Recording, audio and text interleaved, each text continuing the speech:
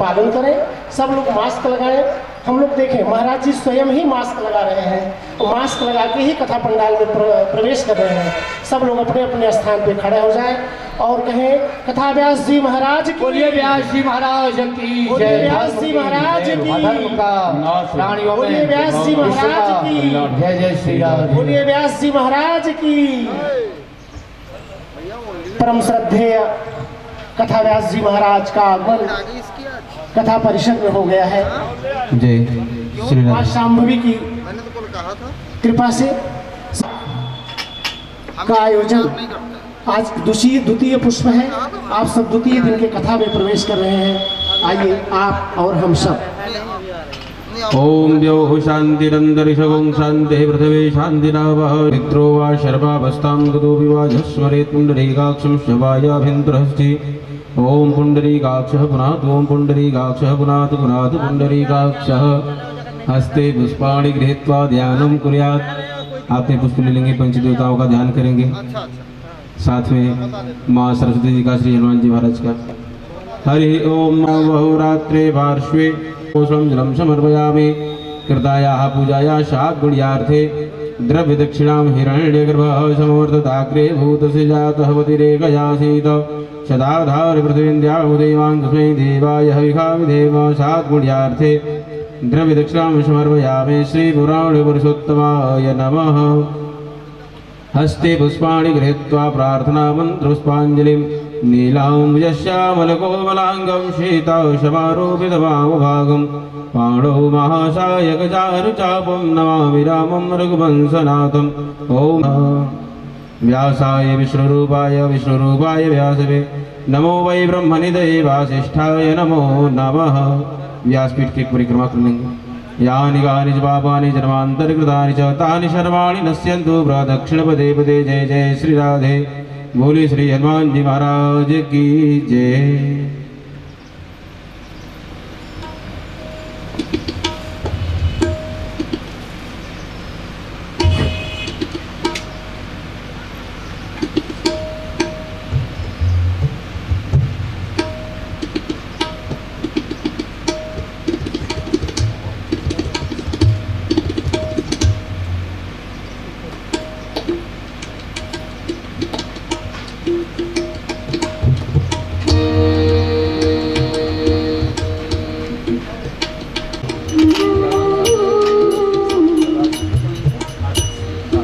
ये आदरणीय बेटा अपना राजदेव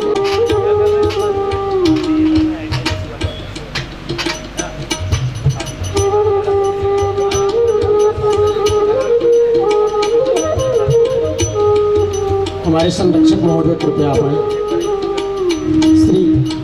श्री ओम प्रकाश जी चतुर्वेदी जी कृपया आए।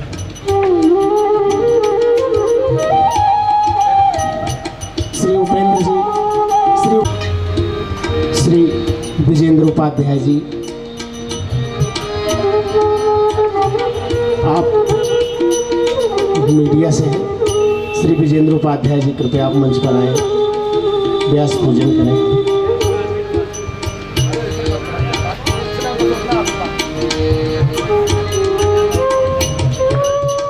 श्री काशीनाथ पांडे जी कृपया आप मंच पे आए।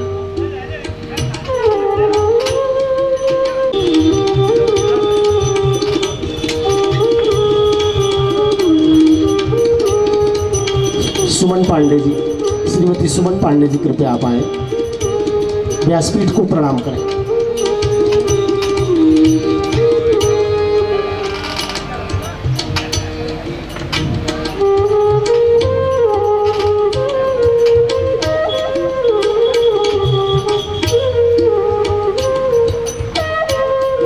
श्री विजय तिवारी जी, श्री जमुना,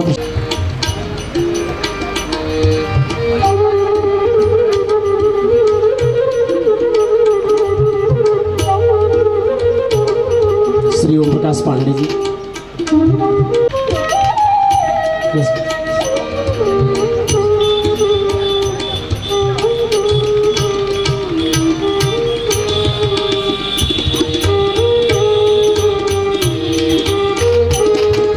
अब मैं आप सभी से तो कोई उसमें दिक्कत ना आने वाली नहीं है। इसलिए आइए, बड़े भाव से, खूब जगह है, खूब आराम से, बहुत सट के बैठने की आवश्यकता नहीं है, थोड़ा सा आराम से बैठें।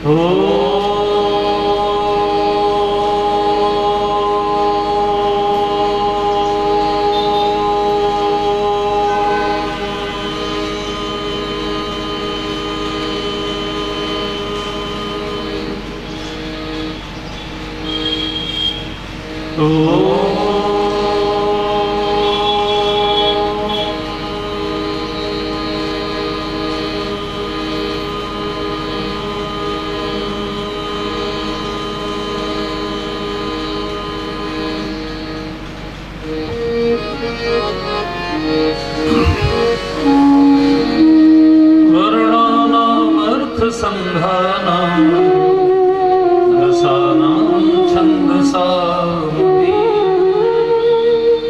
मङ्गलानां च कर्तारं वन्दे वाणी विनायकम् आदितस्य नमस्काराः ये कुर्वन्ति दिने दिने आयुर्प्रज्ञाबलं वीर्यं तेजस्तेषां च जायते कर्पूरगौरं करुणावतारं संसारसारं भुजगेन्द्रहारं सदा वसन्तं हृदयारविन्दे भवं भवानी सहितं नमामि लोकाभिरामं रणरङ्गधीरं राजीवनेत्रं रघुवंशनाथं कारुण्यरूपं करुणाकरन्तं श्रीरामचन्द्रं शरणं प्रपद्ये मनोजवं मारुत्यतुल्यवेगं जितेन्द्रियं बुद्धिमतां वरिष्ठं वातात्मजं वानरयोधमुख्यं श्रीरामदूतं शरणं प्रपद्ये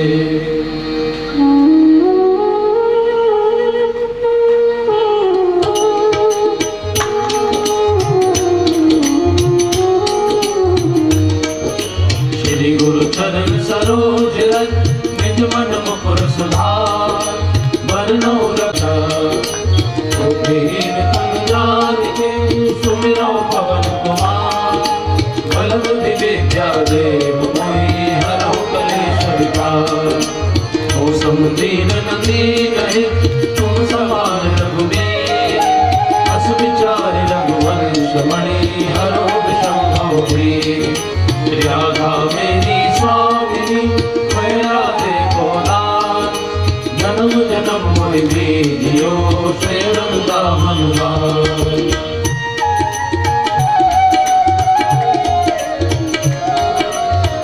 श्री राम जय जय राम श्री राम जय जय राम श्री राम जय जय राम श्री राम जय राम जय जय राम श्री राम जय जय राम श्री राम जय जय राम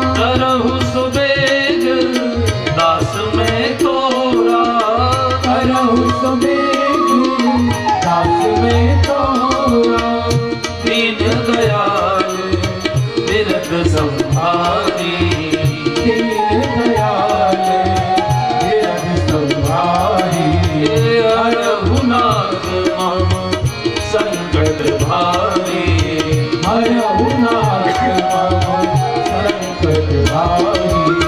श्री राम जय राम जय जय राम श्री राम जय राम जय जय राम श्री राम जय राम जय जय राम श्री राम जय राम जय जय राम श्री राम जय राम जय जय राम श्री राम जय राम जय जय राम श्री राम जय राम जय जय राम श्री राम जय राम जय जय राम।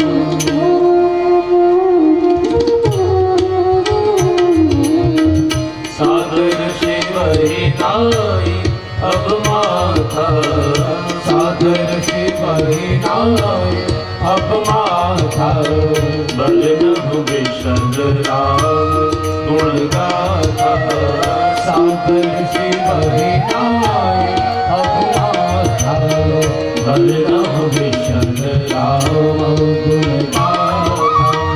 जय जय गिरिवरी राज किशोरी जय जय गिरिवरी राज किशोरी जय महेश मुख चंद्र चकोरी जय महेश मुख चंद्र चकोरी जय गज बदन षडानंद माता जय गज बदन सदानंद माता जगत जननी दामिनी द्युति गाता जय गज बदन सदानंद माता जगत जननी दामिनी द्युति गाता।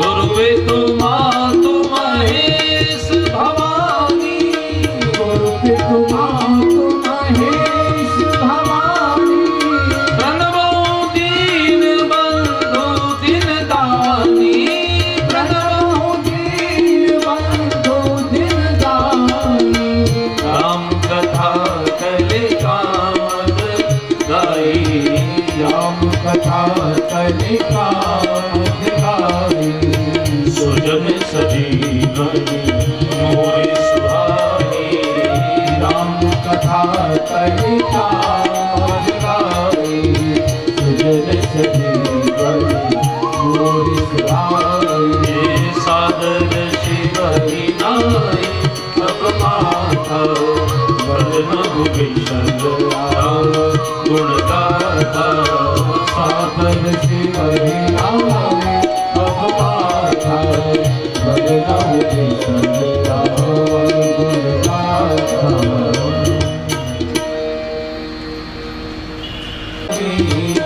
करहूं प्रणाम जोरी जुग पानी करहूं प्रणाम जोर जुग पानी मंगल भवन अमंगल हारी मंगल भवन अमंगल हारी प्रभु सुदशरथ अजिर बिहारी प्रभु सुदशरथ अजिर बिहारी सिय राम में सब जग जानी सिया राम मैं सब जग जानी।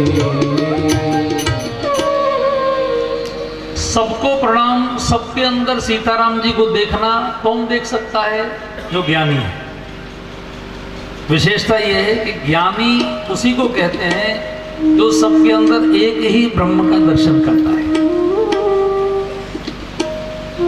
भगवान श्री राम से अरण्य कांड के 13वें दोहे में लक्ष्मण जी ने एक प्रश्न पूछा था, ज्ञान किसे कहते हैं?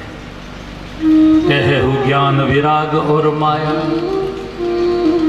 यह उस भगत कर जेहि दाया। ऐसा एक प्रश्न पूछा। जैसे अर्जुन ने भगवान कृष्ण से प्रश्न पूछे, वैसे लक्ष्मण जी ने भी भगवान राम से 5 प्रश्न पूछे। उसमें एक प्रश्न ज्ञान के बारे में था। तो देखिए लक्ष्मण जी में और अर्जुन में बहुत अंतर है।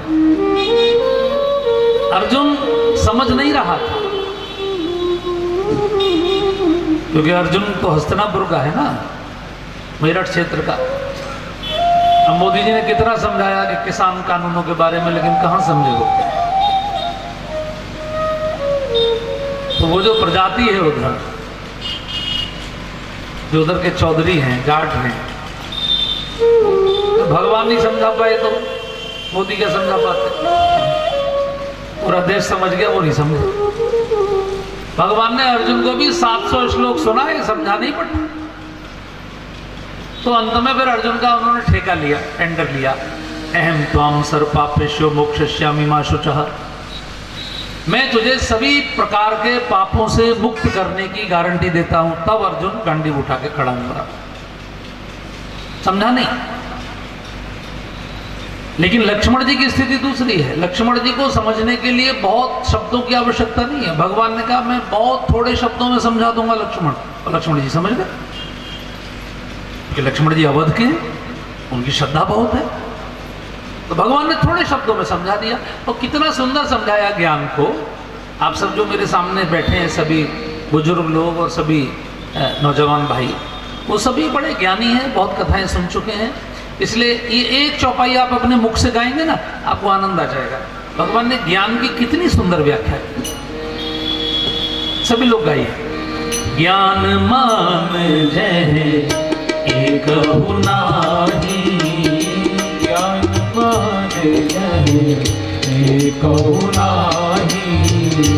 देखिए ब्रह्म समान सब माही। देखिए ब्रह्म समान सब माही। अभी कितना सुंदर समझाया। ज्ञान मान जह एकहु नाही। ज्ञानी का पहला लक्षण क्या है? जिसमें इतना सा भी अभिमान ना हो। इसलिए गोस्वामी जी सबको प्रणाम कर रहे हैं। उन्होंने दुष्टों को भी प्रणाम किया। बंदम संत असज्जन चरना, दुख प्रद उभय बीच कछु बलना। यानी उन्होंने दुष्टों को भी, सज्जनों को भी, सबको प्रणाम। उन्होंने कहा बनाए तो सब भगवान नहीं है। तो जो इतना विनम्र है, जिसमें कोई अहंकार नहीं है, और जो सबके अंदर परमात्मा को देख रहा है, वही तो ज्ञानी है। अब देखिए हनुमान जी जब सीता जी की खोज करने लंका को चले, तो हनुमान जी के बारे में पहले दोहे में लिखा गया सुंदरकांड में, यह कही नाई सबन कहु माथा, चले हर्ष ही धरि रघुनाथा। सभी वानरों के चरणों में मत्था टेककर हनुमान जी ने लंका की यात्रा प्रारंभ की। और कोई होता तो क्या करता? सबको अंगूठा दिखा के जाता, देखिए आप नहीं गए, हम जा रहे हैं। 2 बटन खोल के जाता, देखिए आप नहीं गए, हम जा रहे हैं। देखिए हनुमान जी तो सबको मत्था टेक कर गए, बोले भैया आपकी कृपा से हम जा रहे हैं, आप चले जाते तो हमें जाने का अवसर कैसे मिलता भला? आप नहीं गए तभी तो हम जा रहे हैं।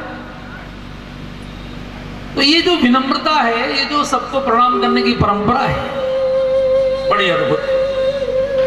गोस्वामी जी सबको प्रणाम किए, फिर भगवान के पावन नाम को प्रणाम किए। आप जानते हैं कलयुग में सबसे बड़ा नाम भगवान राम का नाम है। मैं आपको एक वैसी जनरल नॉलेज के लिए एक समाचार दे दूं कि पूरी दुनिया में ये जो जितने भी धर्म है, जैसे बुद्ध ने भी अपना जो धर्म चलाया, बौद्ध धर्म, उसमें भी उन्होंने कहा कि मैं इक्ष्वाकु कुल का, राम से जोड़ा अपने आप, मैं राम का वंशज हूं। राम के बिना कोई नहीं चला। गुरु गोविंद सिंह जी महाराज ने कहा कि मैं राम का वंशज हूं। गुरु गोविंद सिंह जी महाराज का एक किताब है लिखी हुई, विचित्र नाटक कहते हैं उसको। विचित्र नाटक मीन्स उनकी ऑटोबायोग्राफी है, उनकी आत्मकथा है। वो बड़ा सुंदर पुस्तक है। ये जो पंजाब के 2 वंश हैं, सोढ़ी और बेदी, ये दोनों रघुवंशी क्षत्रियों के वंश हैं। तो गुरु नानक भी और गुरु गोविंद सिंह जी महाराज भी, ये दोनों रघुवंशी क्षत्रिय हैं। तो उन्होंने भी अपने को राम से जोड़ा। और पूरी दुनिया के जो 3 सबसे बड़े धर्म हैं, यहूदी, ईसाई और इस्लाम, इन तीनों का जो सबसे पुराना धर्म स्थान है वो यरूशलेम में, इजराइल फिलिस्तीन में, उसे अलक्सा मस्जिद बोलते हैं। अलक्सा माने जैसे अपने यहाँ के संत बोलते नहीं है, अलग निरंजन। अलग माने जो दिखाई नहीं पड़ता, अलग दिखाई नहीं पड़ता लेकिन है। जैसे अभी एलेक्सा गूगल में आ गई है, अब लोग ऑर्डर करते हैं गूगल पर, एलेक्सा दरवाजा बंद कर दो, तो आपके मोबाइल से ही वो कंट्रोलिंग हो जाती है कंप्यूटर पर, और आपके कंप्यूटराइज दरवाजे बंद हो जाते हैं। एलेक्सा एसी चला दो तो एसी चले जाते हैं, दिखाई नहीं पड़ रही है, उसका नाम अलक्सा है। जैसे हमारे देश में जो सिकंदर ने आक्रमण किया उसको अलेक्जेंडर कहा गया। अलेक्जेंडर माने अलक्षेंद्र, अलक्ष इंद्र। तो जो अलक्सा मस्जिद है यरूशलेम में, वो जिस शहर में स्थित है उसका नाम है रामल्लाह। शहर का नाम रामल्लाह है। जैसे आपके यहाँ देवरिया बुजुर्ग है, देवरिया पंडित है, देवरिया लाला है, ऐसे वहाँ यरूशलेम के अंदर भी जो उपनगर हैं उसमें एक उपनगर का नाम है रामल्लाह सिटी। तो रामल्लाह में वो मस्जिद है जिसको आप अलक्सा के नाम से जानते हैं। राम का नाम सर्वत्र है। तो मेरा निवेदन है यहाँ बैठे हुए सभी बंधुओं से कि यहाँ बैठकर जब आप पंडाल में आ ही गए हैं तो अपने मुख से जितना नाम गा सकें उतना गा लीजिए। कुछ दिन बाद तो चुनाव आने वाले हैं, फिर लोग आपसे गाने को नहीं कहेंगे बल्कि ताली बजाने को कहेंगे, लेकिन गाने को तो आपसे हम ही आग्रह करें, क्योंकि आप जितना गाएंगे उससे आप ही का भाग्य बढ़ेगा। तो जब भी मौका मिले, मौका वैसे अलग से मिलेगा नहीं, कामों के साथ नाम को जोड़ लीजिए। जगतगुरु शंकराचार्य से एक प्रश्न पूछा, किमपि आश्चर्यम परम, संसार का सबसे परम आश्चर्य कौन सा है? उन्होंने बड़ा सुंदर उत्तर दिया। आप भी उसको दोहराएंगे तो अच्छा लगेगा, बोलिए जरा मेरे साथ। सुलभम भगवन नाम। अभी पीछे तक से आवाज नहीं आई, माताओं की ओर से भी दोहराए। सुलभम भगवन नाम जिह्वा सुबस्वर्तिनी तथापि नरकम यान्ति किमपि आश्चर्यम परम। जगतगुरु शंकराचार्य ने कहा कि भगवान का नाम इतना सुलभ है। राम नाम कितना सुलभ है, देखिए ना, कोई भी नाम ले सकता है। जिनके दांत निकल गए वो भी ले सकते हैं। कृष्ण कहने में तो दिक्कत है, अगर दांत नहीं है तो हवा निकल जाती, कृष्ण कृष्ण हो जाता। लेकिन राम नाम कितना सरल है। और जीव आपको किराए की मांग के लानी नहीं। बताइए, आप में से किसी को जीव किराए की लानी है क्या? जीव आपकी अपनी है। आपके बुढ़ापे में दांत आपको छोड़ देंगे, जीव आपको नहीं छोड़ेगा। उसके बाद भी यदि जीवन में नरक आ रहा है, नरक माने कष्ट। एक बात और ध्यान से सुन लीजिए कि ये स्वर्ग और नरक ऊपर नहीं होते, ये मरने के बाद नहीं होते। ये स्वर्ग और नरक सब यहीं पर हैं। जब हम प्रसन्न मन से होते हैं तो स्वर्ग होता है, और जब हम दुखी मन से होते हैं नरक होता है। आप दक्षिण भारत जाएं, आपको हर समय इडली इडली खिलाई जाए, आपकी अरहर की दाल रोटी चावल ना मिले, तो कितने भी अच्छे होटल में आपको इडली खिलाई जाए, लेकिन आपको ऐसा लगेगा जैसे नरक।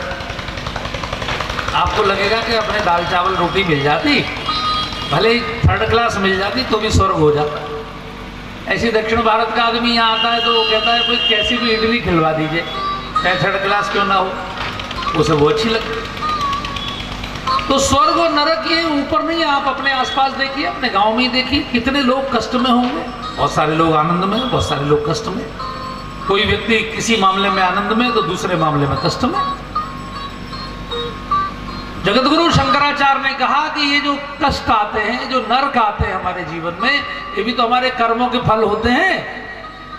तो अगर आप राम नाम अपनी जीभ से लेंगे तो वो भी तो कर्म हुआ।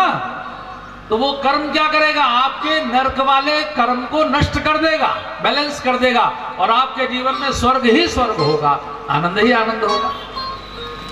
लेकिन वो क्यों नहीं है? क्योंकि आप नाम ले ही नहीं रहे। इससे बड़ा आश्चर्य और कौन सा हो सकता है? यानी व्यक्ति के पास जीभ भी अपनी है और नाम भी इतना सरल है, उसके बाद भी वो नहीं ले रहा है, उसके बाद भी अगर वो नरक भोग रहा है, तो इससे बड़ा कोई आश्चर्य हो सकता है क्या? इसलिए मेरा निवेदन है कि आप अपने कामों के साथ नाम को जोड़ लीजिए। जैसे माताएं अपनी झाड़ू लगा रही हैं या आटा गूंथ रही हैं, तो उस समय मुंह से तो कुछ नहीं करना ना, उस समय मुंह से नाम लीजिए, श्री राम जय राम जय जय राम, श्री राम जय राम जय जय राम। आटा गूंथ रहे, श्री राम जय राम जय जय राम, और जोर लगाना पड़े, जय हनुमान जय श्री राम। नाम जोड़ते चलिए। ऐसे पुरुष हैं, आपको मान लीजिए नोटों की गड्डी गिननी है, लोग कहते हैं नाम में मन नहीं लगता। नोटों की गड्डी गिनने में कितना मन लगता है? 10 रुपए की सड़ी हुई गड्डी को भी आदमी 3 बार थूक लगा के गिनता है, तो उसमें भी नाम जोड़ लीजिए। 100 बार ही तो गिनना है, तो राम 1, राम 2, राम 3, राम 4, राम 5, राम 6। अलग से टाइम नहीं मिलेगा, इसलिए इस नाम की इतनी वंदना की गोस्वामी जी ने।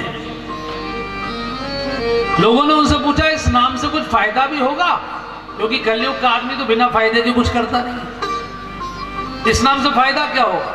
गोस्वामी जी ने कहा सबसे बड़ा फायदा इसी नाम से होगा। बोले कैसे?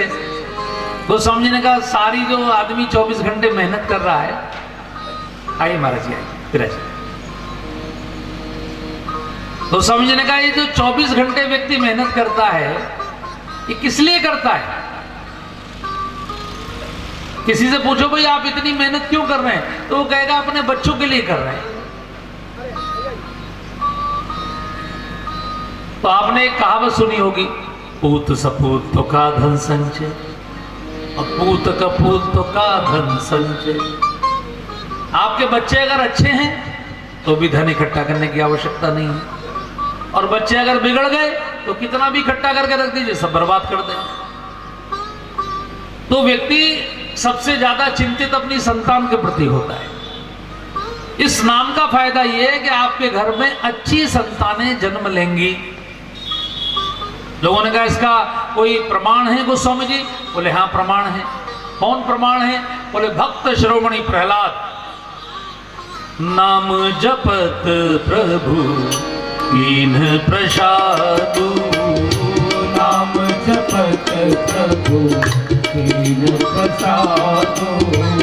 अभी आधे लोग आ रहे हैं, हम बैठे हैं, ये गाइए, तब आपकी जीभ को आदत पड़ेगी गाने। अगर आधी चौपाई भी याद हो गई तो नहाते समय, कुछ करते समय आप गुनगुनाते रहेंगे, आनंद से भर जाएगा मन। नाम जपत प्रभु कीन प्रसादु, नाम जपत प्रभु कीन प्रसादु। भगत शिरोमणि भय प्रहलादु, भगत शिरोमणि डॉक्टर साहब उल्टा नाम जपत जग जाना, उल्टा नाम जपत जग जाना। वाल्मीक भय ब्रह्म शिरोमणि भय प्रहलादु। दुनिया का सबसे पुराना त्योहार कौन सा है? होली। ये दीपावली दशहरा तो अभी 7वें मनवंतर में प्रारंभ हुए। लाखों बच्चों को उसने भगवान का भक्त बना दिया। जिस भी यूनिवर्सिटी में उसका एडमिशन कराया, उसी यूनिवर्सिटी के विद्यार्थियों के मन को उस बच्चे ने बदल दिया। उसको समझाने की कोशिश की, डांटा, पिटाई की, माना नहीं, मारने की कोशिश की, लेकिन जाको राखे साइयां। तब उसकी बुआ ने कहा, होलिका ने अपने भैया से, हिरण्यकश्यप से, ऐसे मारोगे ना इसको तो लोग कहेंगे कि इतने बड़े सम्राट ने इतना कायरता का काम किया। ऐसे मारिए कि ये भी मर जाए और आपको भी लोग भगवान मान लें। तो उसने कहा वो क्या तरीका है? बोले मुझे ब्रह्मा जी का वरदान है, मैं अग्नि में जलती नहीं हूं। आप घोषणा कर दीजिए कि अग्नि परीक्षा होगी, और अग्नि परीक्षा में जो जीवित बचेगा वो भगवान माना जाए। अगर होलिका जीवित बचेगी तो हिरण्यकश्यप भगवान माना जाएगा, और प्रहलाद जीवित बचेगा तो प्रहलाद के नारायण को भगवान माना जाएगा। और होलिका ने अपने भैया से कहा था कि इस घटना का लाइव टेलीकास्ट कराइएगा सारे चैनल्स पर, जिससे पूरे जनता घर घर में देख ले कि होलिका नहीं जली तो हिरण्यकश्यप को लोग भगवान मान लेंगे। और यही हुआ, लाइव टेलीकास्ट हुआ। पूरे देश में बीचों बीच एक बड़ी चिता सजाई गई थी, और उस चिता में होलिका प्रहलाद को लेकर बैठी। तो जिस समय आग लगाई गई, चारों तरफ से वीडियो कैमरे लगे थे, तो हिरण्यकश्यप दूर से दूरबीन से ऐसे देख रहा था कौन अंदर जल रहा है, कौन बचा। तो अंदर से प्रहलाद की आवाज आई,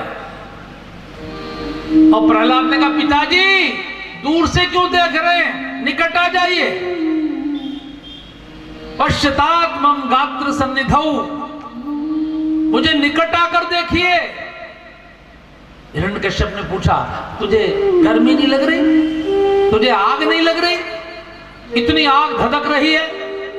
प्रहलाद ने कहा पिताजी राम नाम जपताम कुतो भयम, सर्वताप समनेक भेषजम। राम नाम जपने वाले को भय कैसा, सब प्रकार के तापों से बचाने वाला तो राम का नाम है। आप भी आ जाइए।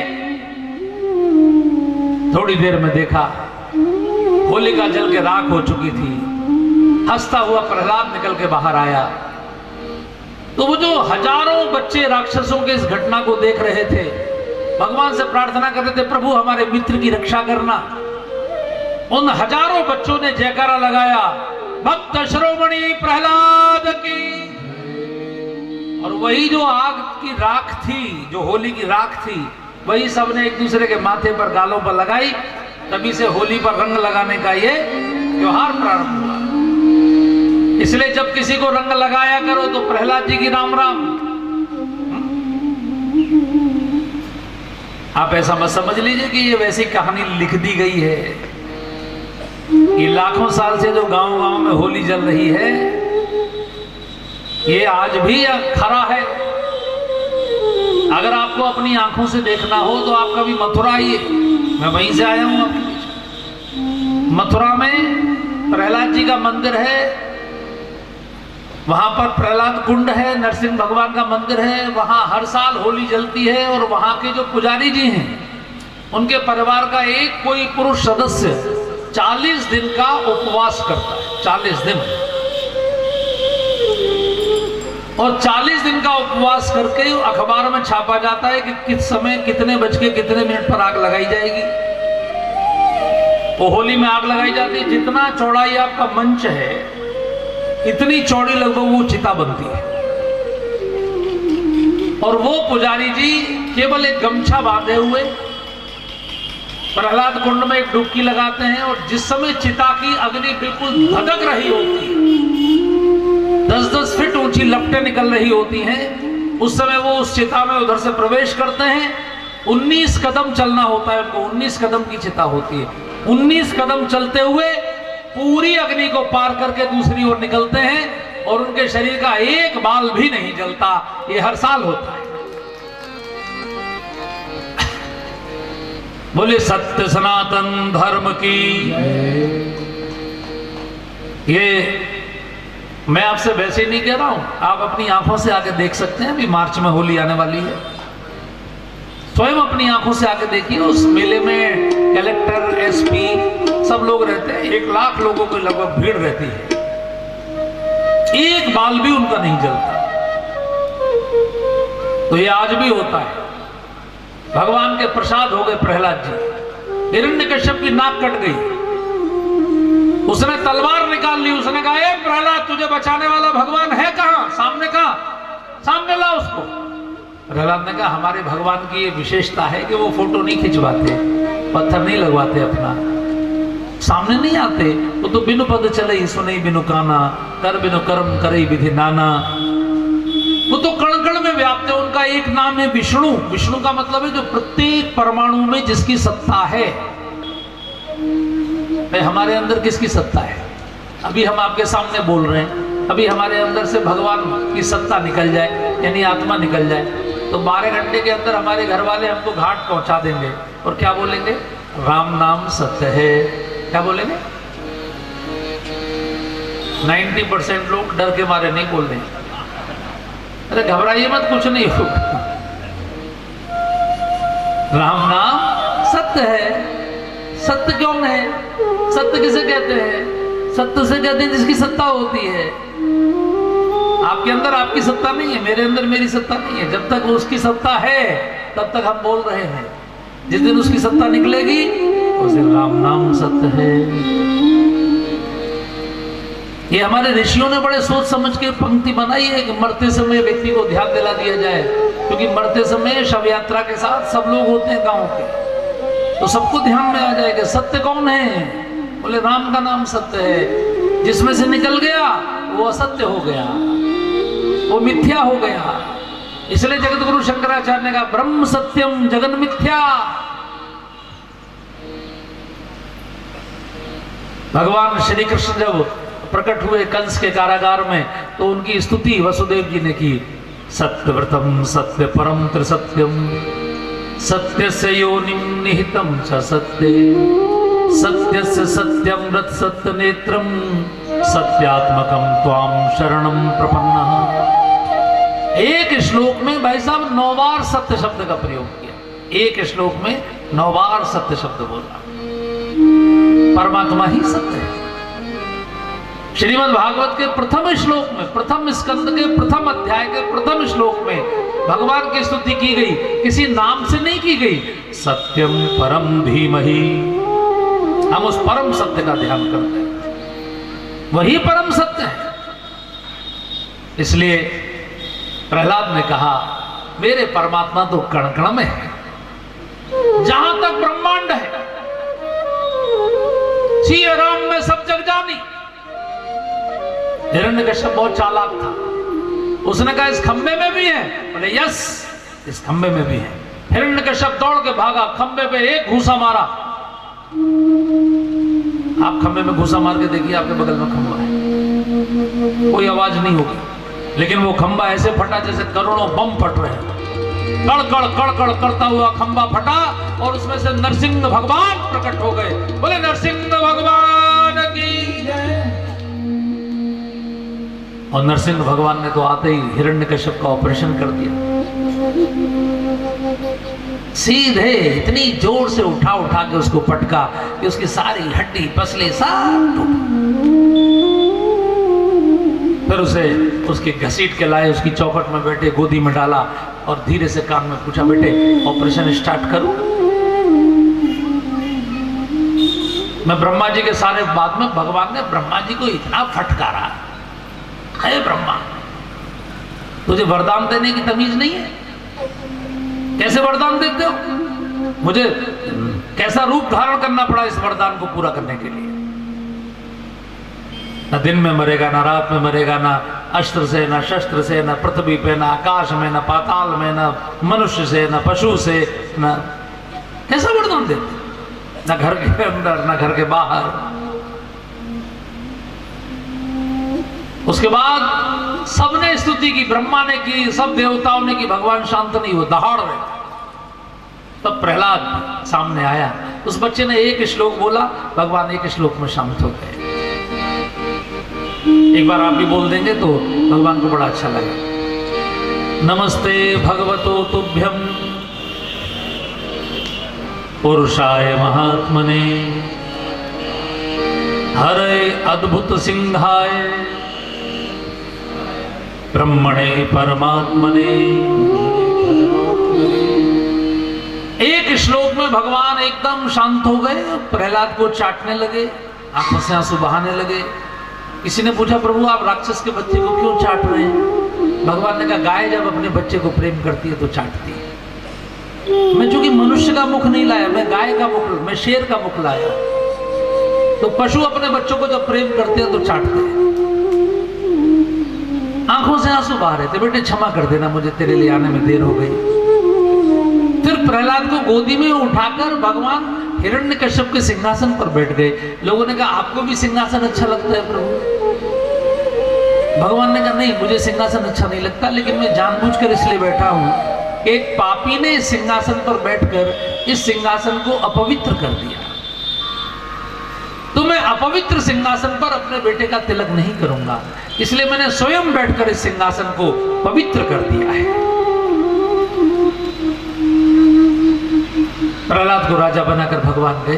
उस दिन पूरी दुनिया के लोगों ने देखा कि भगवान पत्थर के खंभे में से प्रकट हुए। लोग कहते हैं कि हिंदू पागल होते हैं, पत्थर की मूर्ति बनाते हैं। हिंदू पागल नहीं होते, उनकी थ्योरी अलग है। हिंदुओं ने ये जाना कि कण कण में परमात्मा है, और दुनिया में जितने भी कण हैं उनमें सबसे जड़ कौन है? पत्थर। सबसे जड़ कौन है? पत्थर। इसलिए उन्होंने कहा अगर आप में असली प्रेम है, अगर आप में असली भक्ति है, अगर असली समर्पण है, तो पत्थर के जड़ परमात्मा को भी आप चेतन बना सकते हैं।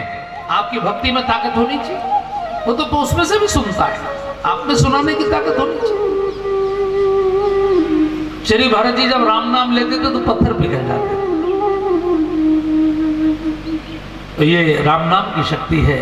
प्रहलाद ने राम नाम जपा। ये मत सोचिए कि राम का नाम तब से शुरू हुआ जब दशरथ जी के यहाँ उनका अवतार हुआ। नो, राम नाम पहले से है, और ये उपनिषद का मंत्र है। हरे राम राम राम हरे हरे, हरे कृष्ण कृष्ण कृष्ण हरे हरे। मंगल भवन अमंगल हारी, उमा सहित जय जपत पुरारी। महामंत्र जोई जपत महेशु, काशी मुक्ति हेतु उपदेशु। ये जो हरे शब्द है, हरे माने ये हरा रंग नहीं है, हरे माने जो हरने वाले हैं, अपने भक्तों की सारी विपत्तियों को जो हरने वाले हैं वो हरि हैं, उन्हीं को हरे कहा गया है।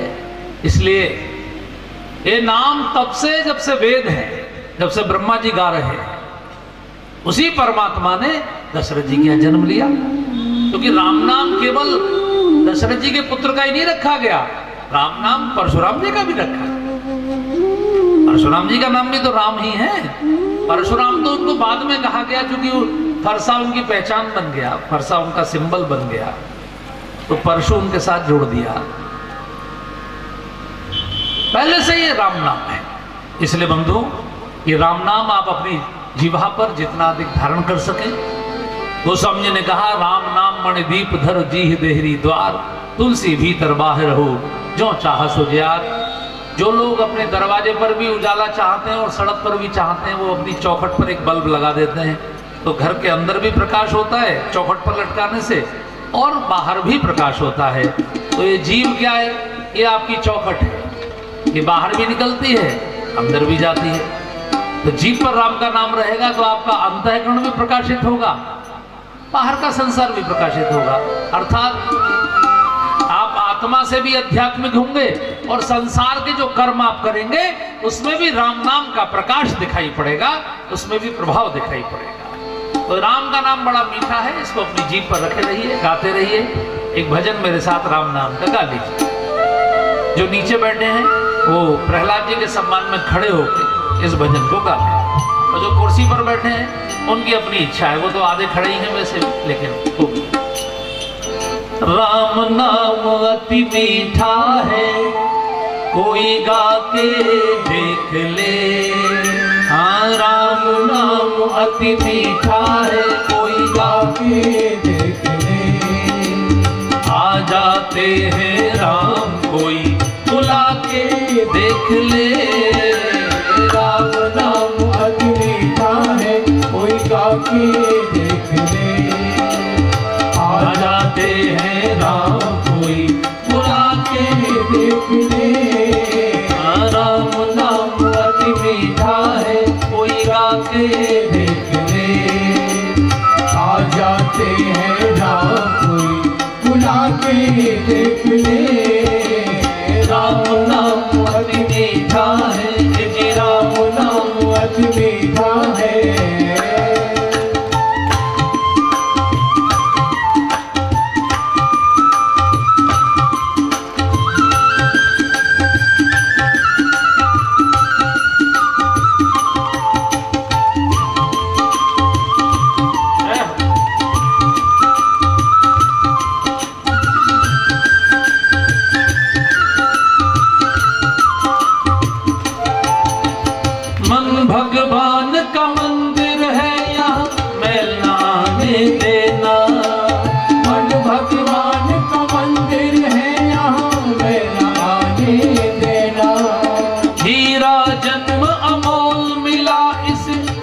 गवाना देना।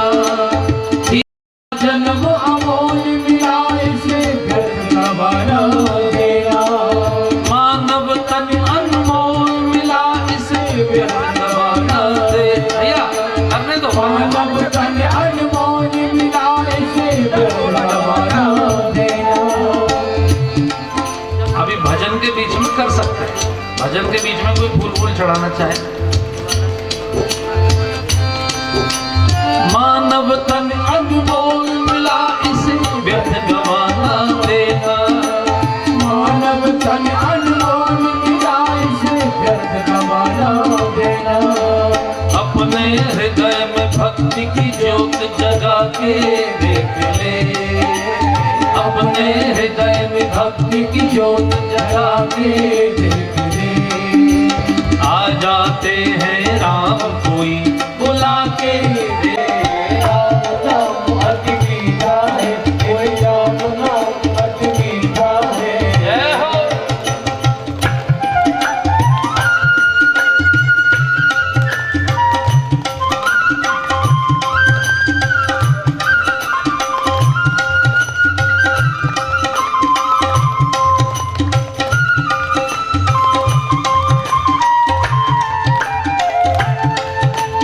जिस घर में कहाँ से आए, जिस मन में अभिमान भरा भगवान कहाँ से आए। जिस मन में अभिमान भरा भगवान कहाँ से आए। शीश झुका प्रभु मिलते हैं, झुका के देख ले।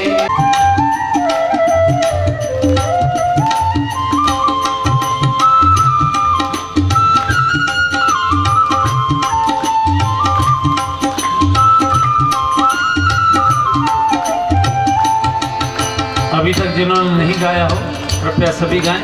अंतिम पंक्तियां हैं बहुत सुंदर। गीत अजामिल गज गणिकान ऐसी करी कमाई। गीत अजामिल गज गणिकान ऐसी करी कमाई। गीत अजामिल गज गणिकान ऐसी करी कमाई। गीत अजामिल गज गणिकान ऐसी करी कमाई। और नीच कर्म करने वाले भी कर गए सदन कसाई। नीच कर्म करने वाले भी कर गए सदन कसाई। पत्थर में प्रभु प्रकटे हैं, प्रकटा के देख ले। एक पत्थर में प्रभु प्रकटे हैं, प्रकटा के देख ले। आ जाते हैं राम कोई बुला के देख ले। राम नाम अति मीठा है, कोई गा के देख ले। आ जाते हैं राम कोई बुला के देख ले। राम नाम अति मीठा है, अजी राम नाम अति मीठा है।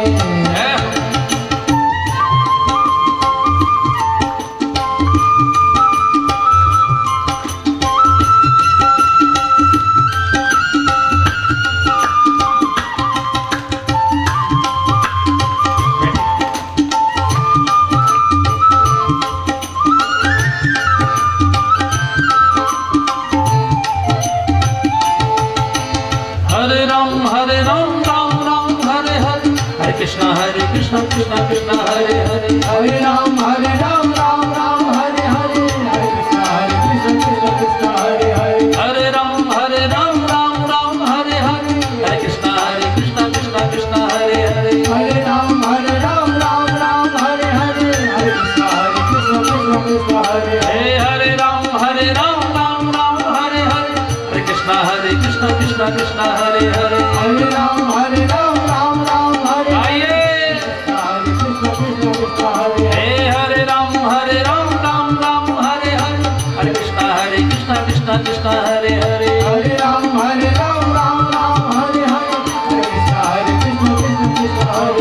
राम नाम अति मीठा है, कोई गाते आ जाते हैं राम कोई बुलाते देख ले। राम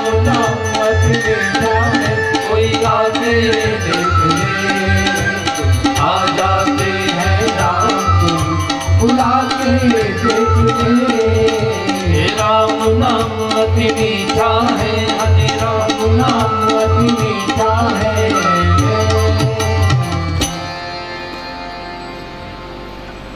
राम नाम को प्रणाम करके राम कथा में सीधे प्रवेश गोस्वामी जी कर रहे हैं, लेकिन ध्यान रखिए 9 दोहों में और 72 चौपाइयों में राम नाम को प्रणाम किया गया। अगर मैं उसकी पूरी नाम महिमा यहाँ गाऊं तो पूरे 9 दिन की कथा केवल नाम महिमा पर हो जाएगी।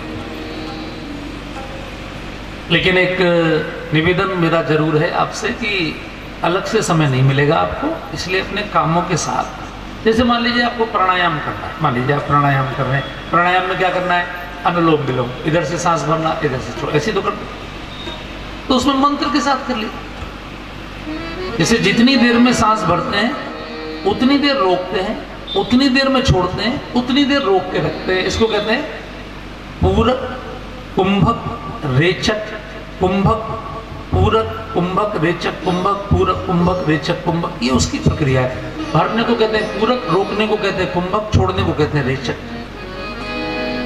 तो जितनी देर, अब चूंकि बराबर बराबर समय में करना है तो उसका सबसे अच्छा तरीका ये है कि 2 बार श्री राम जय राम जपते हुए आपको सांस भरनी, 2 बार रोकनी, 2 बार जपते हुए छोड़नी, 2 बार छोड़े रखनी, फिर भरनी।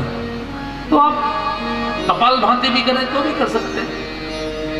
उसमें पूरा लंबा मंत्र ना लेके सीताराम सीताराम सीताराम, हर झटके में आपको वॉकिंग करनी है, वॉकिंग में भी कर सकते हैं। जो भी आप करते हैं, कोई माँ आटा गूंथ रही है तो वो सोच लें कि आटा गूंथते समय 108 बार में श्री राम जय राम के साथ आटा गूंथूंगी तो 108 बार राम जय राम जय राम श्री राम जय राम। 108 बार नहीं करना, वो 27 बार कर, इस बार करने, जितनी बार चाहे उतनी। प्रसाद बन जाएगा पूरा भोजन, अलग से टाइम नहीं मिलेगा।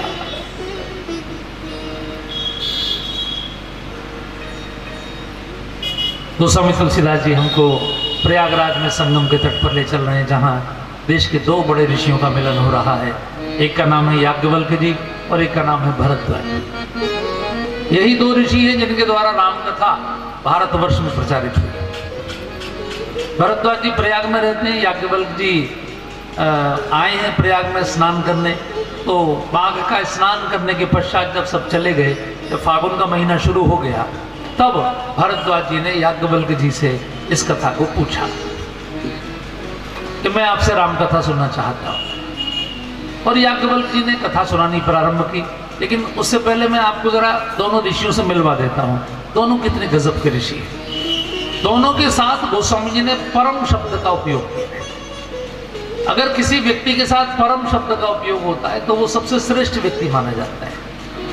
जैसे गीतराज जटायु को गोस्वामी जी ने कहा, परम बड़ भागी राम काज कारण तन त्यागी, याज्ञवल्क्य मुनि परम विवेकी, भरद्वाज राखे पद टेकी, मंगल भवन अमंगल हारी, द्रबहु सुदशरथ अजिर बिहारी। तो याज्ञवल्क्य जी कौन है? बोले परम विवेकी। कितने बड़े ऋषि हैं याज्ञवल्क्य। हमारे देश में जो शुक्ल यजुर्वेद, जिसे आप रुद्राभिषेक इत्यादि करते हैं, शुक्ल यजुर्वेद के मंत्र, उनके मंत्र दृष्टा ऋषि याज्ञवल्क्य हैं। देश के सबसे बड़ा उपनिषद बृहदारण्यक याज्ञवल्क्य और उनकी पत्नी मैत्रेयी का संवाद है। यानी दोनों पति पत्नी कितने ज्ञानी हैं। बहुत बड़ा गुरुकुल चलाते थे। उस समय राजा जनक प्रतिवर्ष शास्त्रार्थ कराते थे। वो तो अच्छी बात है कि आप कथा कराते हैं। यहाँ जो रामकथा सेवा समिति है, अब आप लोग करा लेते हैं, नहीं तो पहले राजा लोग ये ज्ञान यज्ञ सब कराते थे, बड़े बड़े यज्ञ शास्त्रार्थ इत्यादि। अब देश में राजा तो कराता नहीं, क्योंकि देश तो धर्मनिरपेक्ष हो गया। और बहुत कम राजा ऐसे हैं, जितने एमएलए एमपी होते हैं उनमें आपने कहाँ देखा है कोई करा रहा हो? ऐसा तो नहीं कराते। अब तरीके बदल गए। वो तो ये कुछ भक्त लोग हैं जो कम से कम इस परंपरा को जीवित रखे हुए हैं। ये तो बड़ा संकट हो जाए। ये सबसे बड़ा सत्कर्म है। लोगों का मन पवित्र कैसे होगा? नई पीढ़ी को संस्कार कैसे मिलेंगे? कौन सिखाएगा? इतिहास में तो पढ़ाया नहीं जाएगा। इतिहास तो उल्टा पढ़ाया जाएगा। हिंदुस्तान में वो पढ़ाया जाएगा हमारे बच्चों को कि हिंदुस्तान की खोज वास्को डी गामा ने की। यानी यहाँ के इतिहासकार कितने बड़े मूर्ख हैं। यहाँ के शिक्षा मंत्री को सोचना चाहिए, क्या पढ़ा रहे हैं हम? 1498 में वास्को डी गामा ने हिंदुस्तान की खोज की। यानी 500 साल पहले भारत की खोज हुई। उससे पहले भारत क्या खोया हुआ था? अगर 500 साल पहले भारत की खोज हुई तो उसी इतिहास में ये क्यों पढ़ा रहे हैं कि 2000 साल पहले सिकंदर आक्रमण करने आया? सिकंदर आया कि नहीं आया? उसने कैसे खोज लिया? अगर उसने खोज लिया तो फिर वास्को डी गामा ने नया क्यों खोजा? आप मूर्खता की हद देखिए। वो आपको क्या संस्कार देंगे? वो तो ये रामायण की कथा आप लोग करा रहे हैं तो आपके बच्चे, आपकी अगली पीढ़ियां। इसलिए राजा जनक प्रतिवर्ष विद्वानों का शास्त्रार्थ कराते, प्रतिवर्ष। और उसमें जो विद्वान जीतता था, जो नंबर 1 का होता था, उसको 10,000 गाय दान में दी जाती थी, जिसमें से प्रत्येक गाय के सींग पर 10 तोले सोना मढ़ा हुआ होता। यानी आप कल्पना करिए, 10 क्विंटल सोना हो गया। आज के रेट में लगाइएगा कितना हो गया? आज सोने का रेट कम से कम अगर 50,000 रुपए का 10 ग्राम है तो उसके हिसाब से लगाइए, पर 10 क्विंटल कितने का? हम पे तो लगेगा भी नहीं। इतने बड़े ऋषि एक दिन अपनी दोनों पत्नियों को बिठाया। उनकी 2 पत्नियां थी, कात्यायनी और मैत्रेयी।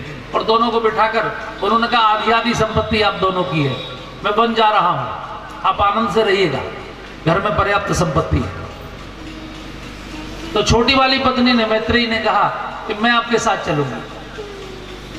ये जो सारी संपत्ति आप मुझे दे रहे हैं, आधी संपत्ति, ये भी दीदी को दे दीजिए, मुझे इसमें कोई इंटरेस्ट नहीं है, मैं आपके साथ चलूंगी। याज्ञवल्क्य ने कहा, आप जानती हैं वन में कुश की चटाई पर सोना पड़ेगा, झोपड़ी में रहना पड़ेगा, कंदमूल फल खाने पड़ेंगे, पता नहीं कभी कोई शेर हमको खा जाए, कोई सांप डस ले, बड़े भयंकर कष्ट हैं। मैत्रेयी ने कहा कि जब आप इतनी बड़ी संपत्ति छोड़कर वन में जा रहे हैं तो कोई व्यक्ति नुकसान के लिए तो जाता नहीं है, फायदे के लिए जाता है। इसका मतलब है कि वन में इससे भी बड़ा कोई फायदा होने वाला है, तभी तो आप जा रहे हैं।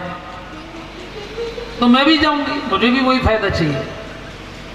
और मैत्रेयी अपने पति के साथ गई। दोनों ने कठोर साधना की और उसके बाद मैत्रेयी ने जितने प्रश्न पूछे वो सब हमारे देश का एक बहुत सुंदर ग्रंथ बन गया। उसको बृहदारण्यकोपनिषद कहा गया। आपको मौका हो तो कभी पढ़िएगा, बहुत ही दिव्य ज्ञान का ग्रंथ है। इसलिए याज्ञवल्क्य को सबसे बड़ा, सबसे परम विवेकी ऋषि कहा गया। याज्ञवल्क्य मुनि परम विवेकी। और भारद्वाज जी कौन है?